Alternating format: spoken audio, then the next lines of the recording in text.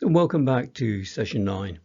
This is the second part where we're going to be continuing exploring the idea of mindfulness in connection to our work and career.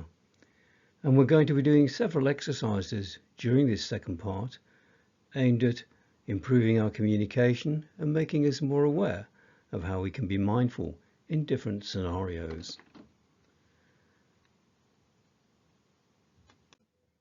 So welcome to the guided practice on interconnectedness, where we're going to be exploring different aspects of our lives and realize just how interconnected we actually are. The problem with modern distractions in our lives, which there are very many, is that they can lead to anxiety and procrastination, and we can have trouble multitasking and so on. They can reduce the focus we have on our work, which affects our relationships at work, affects our quality of work and so on. So let's move into this practice and look at how interconnected our lives truly are. I assume you can give this your full attention. Sit upright with your hips 2 to 3 inches above the level of your knees. Feel your feet flat on the floor. You can rest your hands on your lap, but don't interlace your fingers. You may close your eyes if you wish to, otherwise just gaze softly downward toward the floor. And without changing it, become aware of your breath as it rolls in and rolls out again.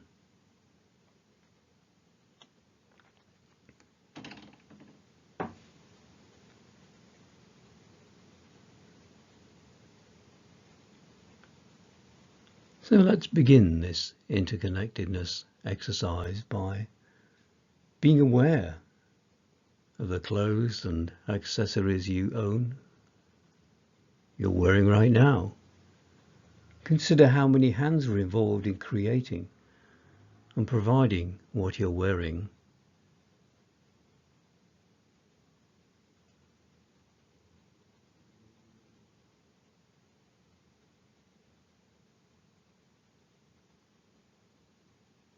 Now move on to the building and environment you're in, and reflect on the labor involved in creating and maintaining the space you're currently in.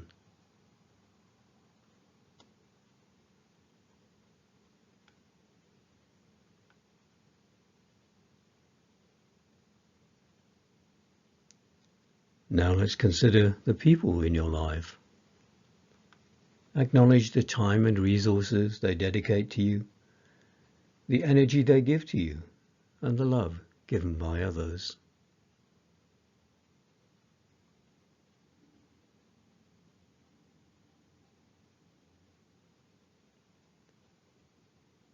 And recognize the interconnectedness and independence with other people in your life.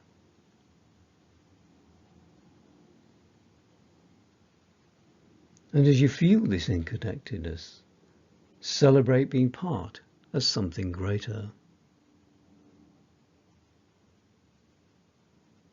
Take a moment to recognize the faces and names of people who impact your life with warmth and with gratitude.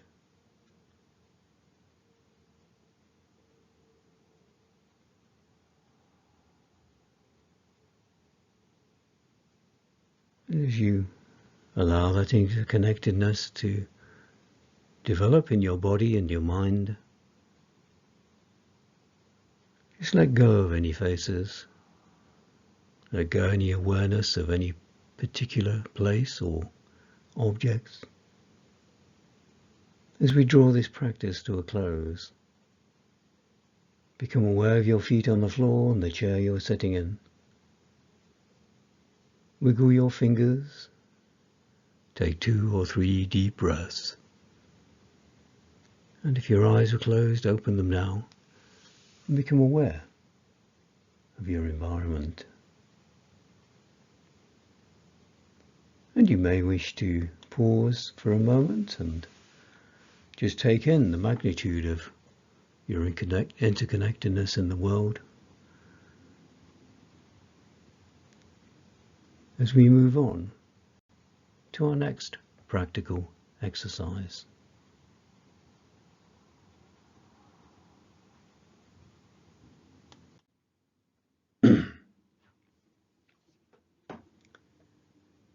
So, this is actually a preparation for our next exercise, where we're going to be reframing the accusing you to a more accountable I, and what we mean by that will be clear as we go along. Now, communication is crucial for work and productivity, for mutual respect at work, and for our own mindful presence. The way we frame our language impacts how we feel about ourselves, how we see ourselves, how we feel about others and see them, and so on. So we're going to be doing an exercise where I'd like you to, first of all, think of a prior negative event at work. Now, it may have been a simple mistake, it may be a failure, a disappointment, maybe some kind of conflict. And the key thing about this is that it was your responsibility. Take a moment to write down what happened in the second person's voice, the you voice. For example, you missed a deadline, you were late, you forgot to track that invoice. And I'll give you a moment or two just to write that down.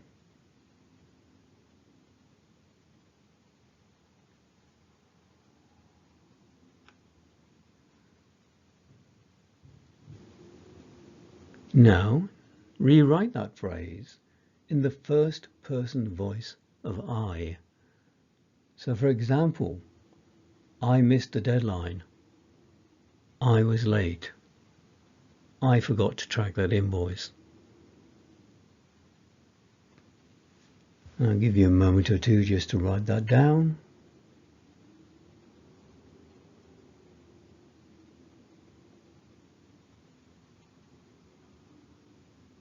Now write down what is needed to prevent it from happening again. And that could be yourself, or it could be others, or it could be some combination of you and other people.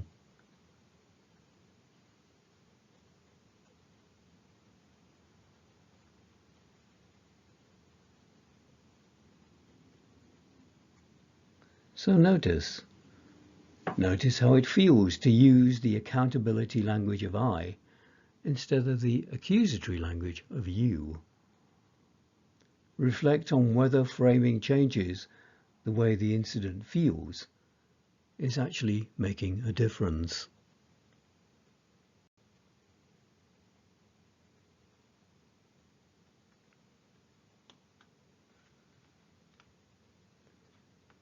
So let's move on and contemplate integrity at work.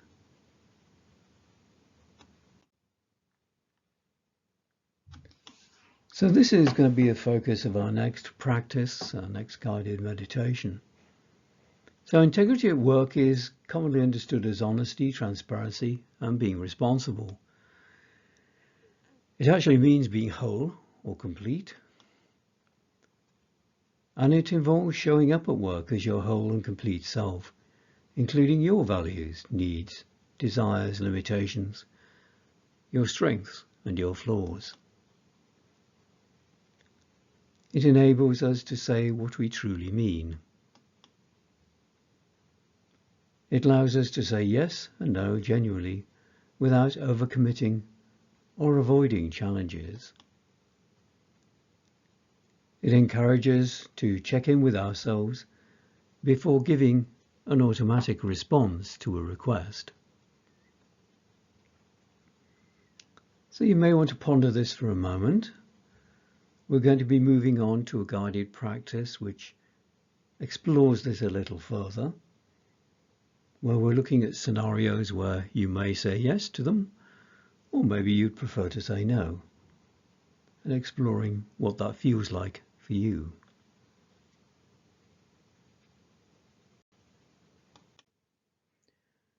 Okay, let's move on to our guided practice. And this is called yes or no. And we're going to be looking at scenarios at work where it's possible for you to say yes or no. And what we're going to be doing is exploring what that feels like in your body and mind, what your emotions are about this, and so on. So this is really a getting to know you kind of guided practice. As with all our practices, make sure you can give it your full attention. Sit upright in your chair with your hips 2 to 3 inches above the level of your knees.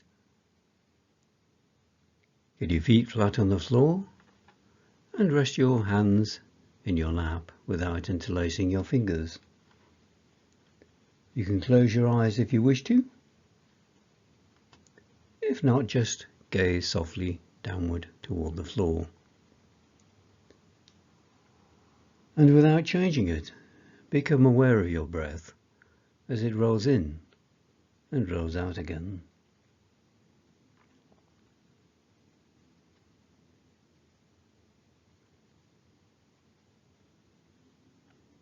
And for this practice, what I'd like you to do is bring to mind an unanswered question or request that's under consideration in your work environment. Maybe there's more than one. If so, just bring them all to mind. And then consider each of these requests and check where your instinctive natural answer is coming from in the body. And notice whether there's any tension there or whether it's soft and relaxed. And notice if saying yes or no causes any physical discomfort.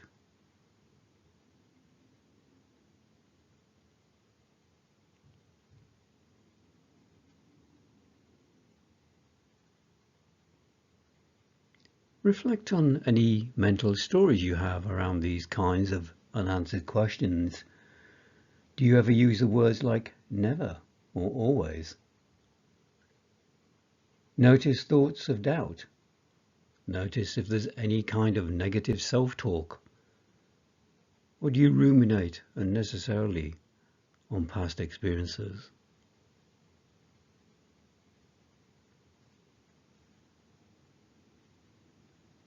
Now check in. Reconnect with your body, mind and feelings. See what's going on for you.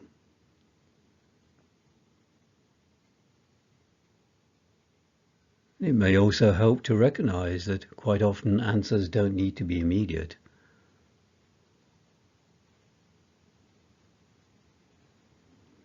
So let go of any scenarios you've been considering. As we draw this practice to a close, become aware of your feet on the floor on the chair you're sitting in. Wiggle your fingers and take 2 or 3 deep breaths. If your eyes are closed, open them now and become aware of the environment you're in.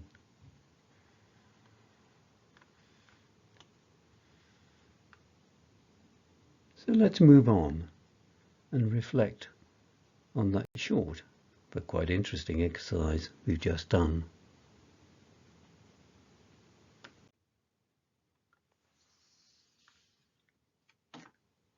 Now, just by way of a change, we're going to use some movement here to reflect on the yes or no meditation you've just done. So what we suggest is what we recommend is that you stand up and stretch, maybe walk around the room, find a window to gaze out of, or if it's practical, go outside.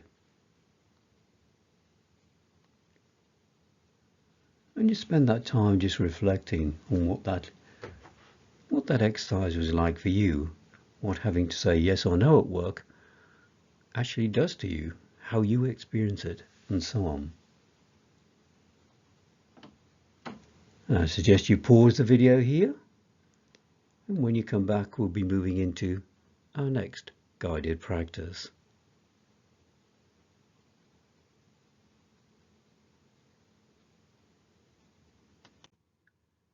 So welcome to our final guided practice of this session, which is on the theme of forgiveness. And the reason we're looking at forgiveness is that it can help us to balance our work life by practicing mindful forgiving and for processing conflicts we may experience in the work environment. It's certainly very useful during times of stress or pressure, or even when we're feeling overwhelmed. And please note that you can be forgiving of yourself as well as other people. So assuming you're ready to start this practice, sit with your hips 2 to 3 inches above the level of your knees. Make sure your feet are flat on the floor.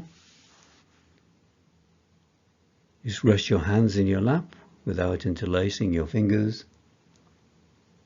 You can close your eyes if you wish to. Otherwise, just softly gaze downward toward the floor. And without changing it, become aware of your breath as it rolls in and rolls out again.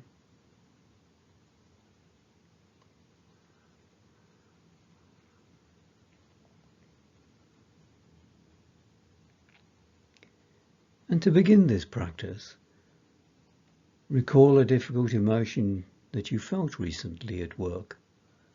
Could have been anger or envy, fear, loneliness, maybe rejection. And choose an emotion that you won't feel totally overwhelmed by. Recall the situation, who else was involved, and actions that might be associated with this emotion.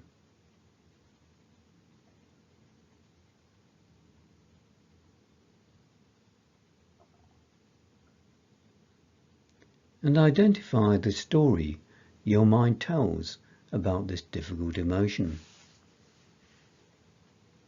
Does the story suggest the emotion is bad or wrong in some way? Does it imply you shouldn't feel this way? Maybe it suggests there's something wrong with you. And pay close attention to the language used in this internal story of this event.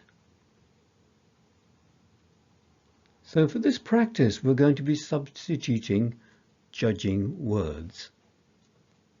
And when a judging word arises, substitute it with either pain or painful. Now, let me give you a couple of examples here. Say painful instead of bad, terrible, awful, embarrassing or stupid.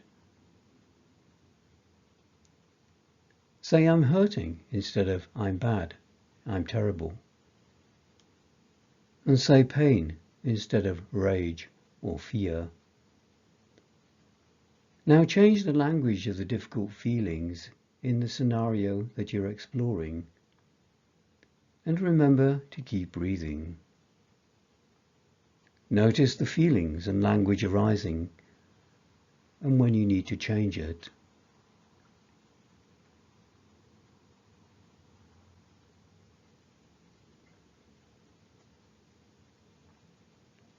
Take a moment to forgive yourself for feeling difficult feelings. And remember, they are totally normal. They are totally natural for us to experience them.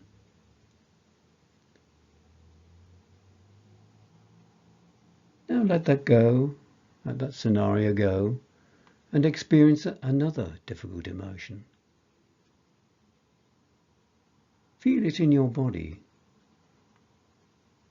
How is it for you? Does it create a certain tightness? Is there heat or stiffness? Is there an aching? And while you're doing this, notice any secondary emotions that are there, such as shame, or resentment, or fear. And identify any physical sensations related to the second emotion.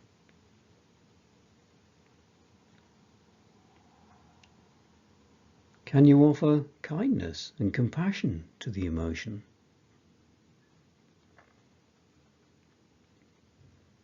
Breathe into the areas in your body where the emotions are felt. And offer kind phrases such as, "There is pain and suffering here. This is difficult. All feelings are okay."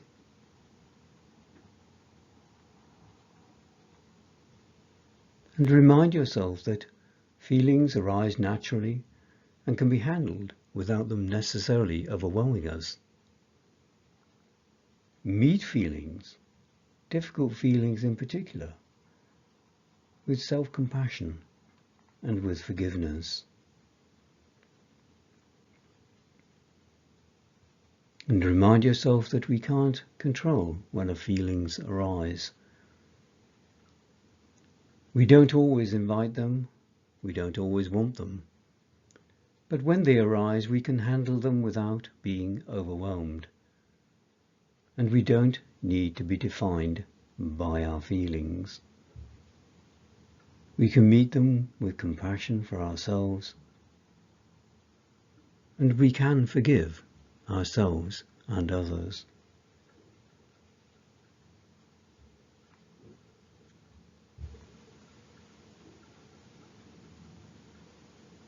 Now let go of any scenarios that may have come to mind and reflect on what you've been experiencing during this practice. And recognize that anger and hatred, fear and envy and so on are painful states. And have compassion for oneself and for any other people experiencing these feelings.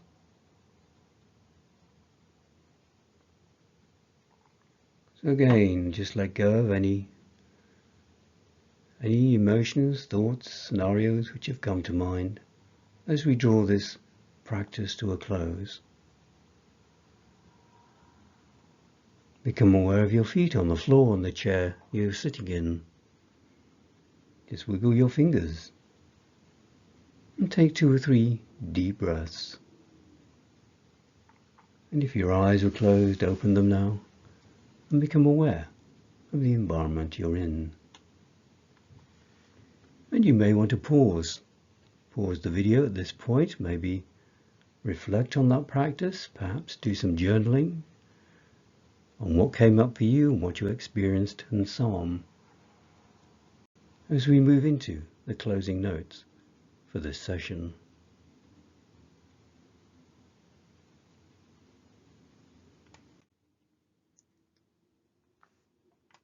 So as usual, there is a student workbook to go with this session with practices in it for you to go and explore this week.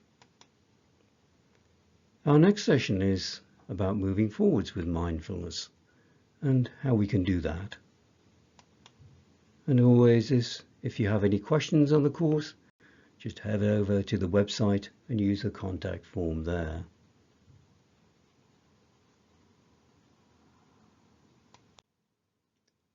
So, our usual closing. Wish all sentient beings and ourselves well. So thank you for completing this session. I look forward to meeting you in the next session where we look at moving forward with mindfulness.